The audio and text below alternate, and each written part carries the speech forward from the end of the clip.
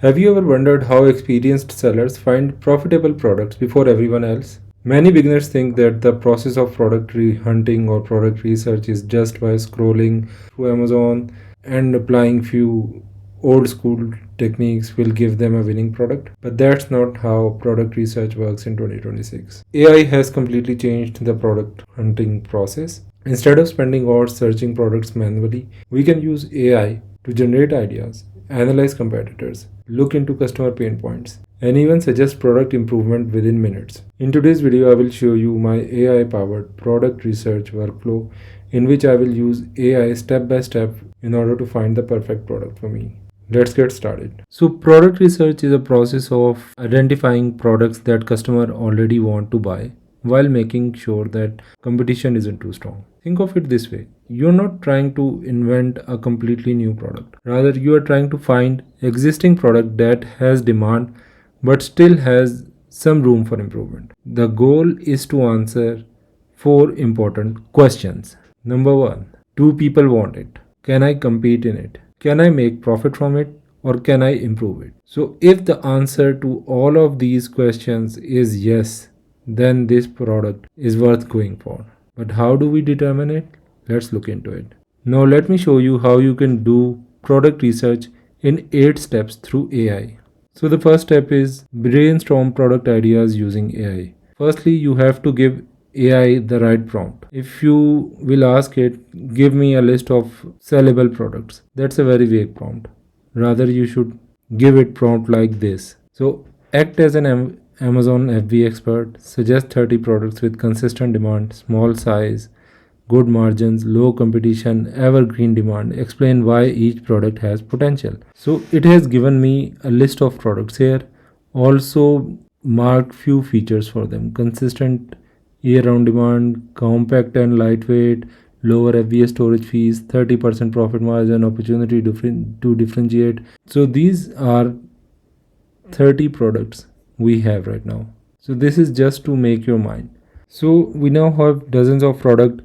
Rather than wasting hours, we have a list of product with us. Now we are going to go granular and just classify what we need. So I will ask it which of these products have lowest competition for beginners. So you see here it has given me a beginner score, why, suggesting everything, also giving me the products that I shouldn't go for.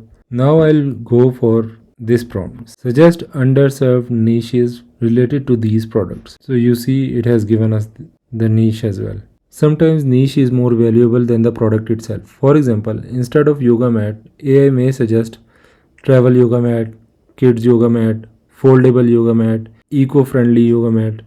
So these are small markets with less competitions. Now you have to determine which niche you have to go in. AI generates ideas. Amazon provides validation. So let's just say that I have selected my niche and now I'm going to validate what AI is suggesting me.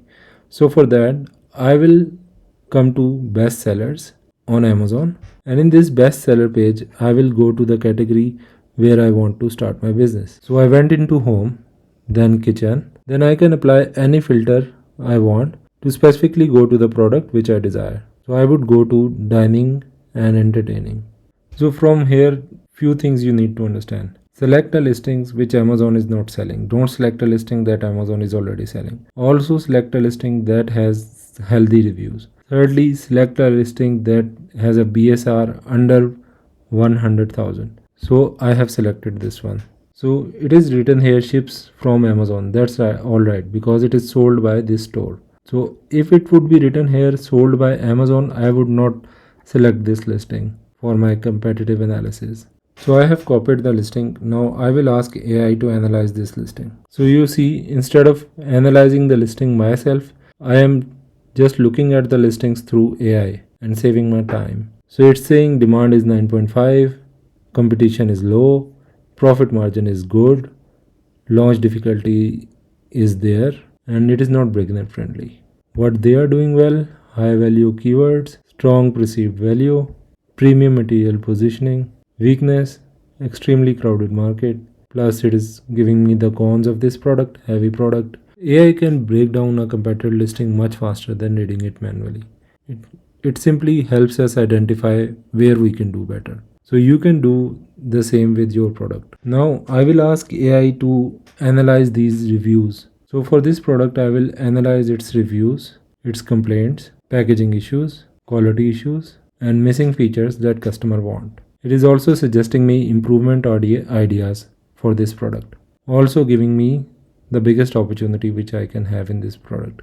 This is probably my favorite use of AI. Instead of reading hundreds of reviews one by one, AI summarizes everything in seconds. If customer complained about cheap material, poor instructions, weak packaging, limited colors, those complaints become business opportunities for me. Every complaint tells you exactly what customer wants. So there lies an opportunity for you that you can improve those things in your product in advance and then launch. Or rather, if you are going to do wholesale, then don't go for this product which has these much complaints and which has this much difficulties for a beginner to enter. Let's say that you have already selected the products based on the above research. Now you would want to know what keywords do you need. Plus you would also want to know which product improvement you can bring in. Based on these reviews, suggest a way to improve this product, include packaging, material, bundles, premium version, accessories, brand positioning.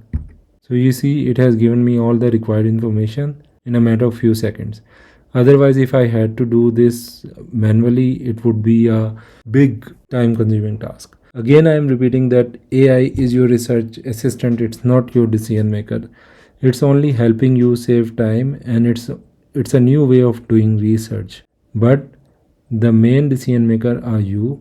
So you have to go and verify each and everything. It's just giving you a blueprint. You have to build your building on it accordingly.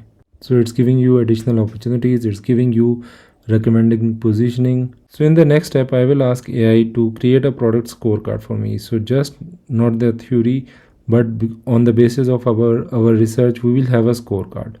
So based on this scorecard, we will save that scorecard for this product, and we will do the same process for another product and for another product. And then by comparing that scorecard, we will be in a much better position in deciding which product we are going to exactly start with.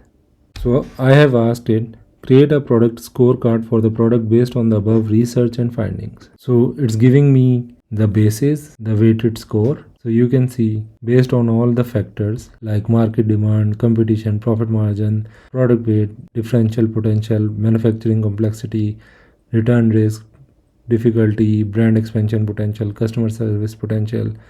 It has given me a score of 6.3 out of 10. It is also saying that it is not beginner friendly and it is good for experienced seller. So you have to decide whether you are a beginner or an experienced seller. If you are an experienced seller and you have the experience in this field, you know your vendor, then go for it. But if you are a complete beginner and you are just randomly deciding which product you want to go in, then definitely that is not a product for you. It is also giving you the strength, weakness, opportunity, and threat analysis, that is called SWOT. So it is giving you the strength, weakness, opportunities, threats. It is also giving you a voice of customer scorecard, product improvement roadmap, brand positioning scorecard, also telling you estimated launch investment, and giving you the final verdict. So notice that AI supports every stage of research process, but the final decision is still yours. Let's look at the characteristics of a good product. Number one, it has a demand. The product should have a consistent sales throughout the year. You don't want something that only sells on Christmas or Halloween. Avoid products that are dominated by huge brands, thousands of reviews. Instead, look for products which are newer and sellers are also making sales on them. Very important is profit margin. Always leave enough room after Amazon fees, shipping, advertising, and manufacturing cost that you can make profit for yourself. A product with high sales but low profit isn't a good business. Price. I generally recommend products between $20 to $60 because this range usually provides healthier profit margin while making affordable customers and repeated sales. Smaller products are lighter and have reduced shipping cost. That can improve your profitability. Products that break easily or require a complicated setup often have higher returns. So you should Always avoid products that have high returns. So don't go into that, because return cost is one cost that people ignore. Ask yourself, can I make product better? If the answer to this question is yes, then it's a very good sign, because product improvement always leads to innovation, and innovation means in a new way shown, and that is your sale point. So AI is not just replacing any work, it's making the things move faster. If you find our today's video helpful, please subscribe to our channel. In the next video, I'll give you a case study of my personal life, in which I will tell you what mistakes I made, because of which I had to bear a loss in FBA private label.